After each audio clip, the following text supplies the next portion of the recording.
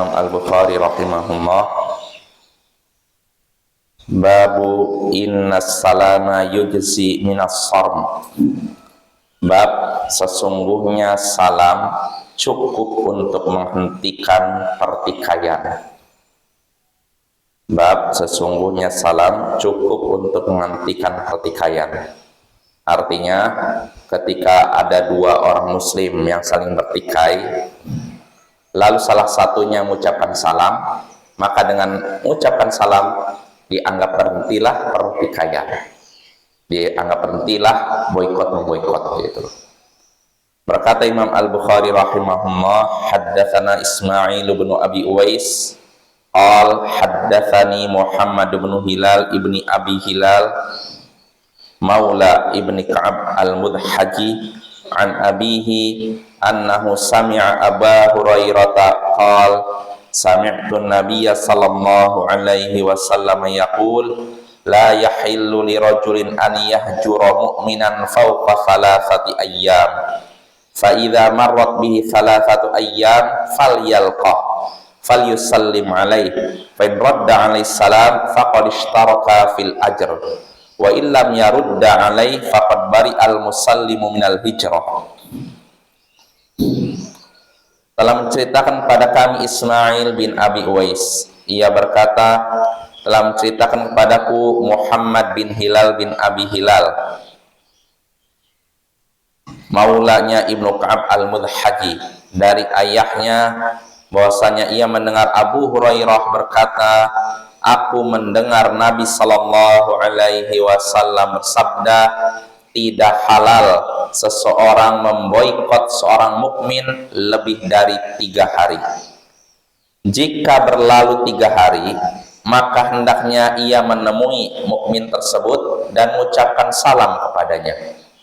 Jika ia menjawab salam, maka kedua-duanya sudah mendapatkan pahala, sama-sama mendapatkan pahala. Namun jika ia tidak menjawab salam, maka sungguh orang yang mengucapkan salam sudah selamat dari boikot. Nah, ini hadisnya ayyuhal ikhwah dari Abu Hurairah. Di sini Nabi sallallahu alaihi wasallam menyatakan tidak halal seorang memboikot seorang mukmin lebih dari 3 hari. Memboikot sudah maknanya jelas, sekali lagi tidak menegurnya, tidak mengucapkan salam kepadanya, tidak menjawab salamnya. Ini namanya boikot. Jadi tidak halal, tidak boleh, diharamkan seorang muslim memboikot seorang mukmin lebih dari 3 hari. Artinya kalau 1 hari diizinkan, 2 hari diizinkan, 3 hari masih diizinkan. Kalau sudah 4 hari haram. Lalu kata Nabi, jika sudah berlalu 3 hari, sudah mulai 3 hari ini, maka hendaknya ia menemui mukmin tersebut dan mengucapkan salam kepadanya. Kalau sudah 3 hari, ini kan batas akhir, hendaknya langsung temui si muslim yang dia boikot itu, lalu mengucapkan salam kepadanya. Kalau ternyata orang yang diucapkan salam tersebut menjawab salamnya, berarti kedua-duanya sama-sama dapat pahala. Itu pahala kembali atau pahala meninggalkan boikot, ya. Jadi kalau misalkan setelah 3 hari langsung datang menemui muslim itu, assalamualaikum, lalu jawab oleh orang itu, berarti kedua-duanya yang mengucapkan salam dan yang jawab salam sudah sama-sama dapat pahala karena menghindar dari boikot. Ini maknanya. Lalu kata Nabi, kalau ia ternyata tidak mengucapkan salam, udah diucapkan assalamualaikum, gak jawab, berarti kalau dalam kondisi demikian orang yang mengucapkan salam sudah selamat dari boikot. Maksudnya sudah selamat dari dosa memboikot seorang muslim tanpa alasan yang dibenarkan. Jadi intinya di sini anjuran untuk tetap mengucapkan salam walaupun ternyata orang yang disalam ini tidak menjawab salam tersebut. Nah, ini ikhwah, insyaallah maknanya jelas. Nah, hadis ini lemah, ya, sanad, karena dalam sanad hadis ini ada Hilal bin Abi Hilal dan dia tidak majhul, bisa dibilang tidak jelas atau dhaif lah. sanadnya dhaif tapi maknanya bukan berarti dhaif, karena ada hadis-hadis yang sudah berlalu maknanya serupa dengan hadis ini. Walaupun di sini ada tambahan ya. Tapi intinya makna hadis ini sahih, namun sanad hadis ini lemah. Berarti hadis ini bisa kita amalkan bukan karena hadis ini tapi karena hadis lain yang serupa dengan hadis ini.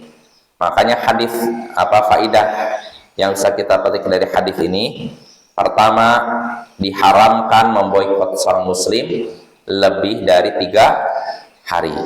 Ini faedah pertama. Kedua, bolehnya memboikot seorang mukmin kurang dari 3 hari. Ini dibolehkan, diizinkan.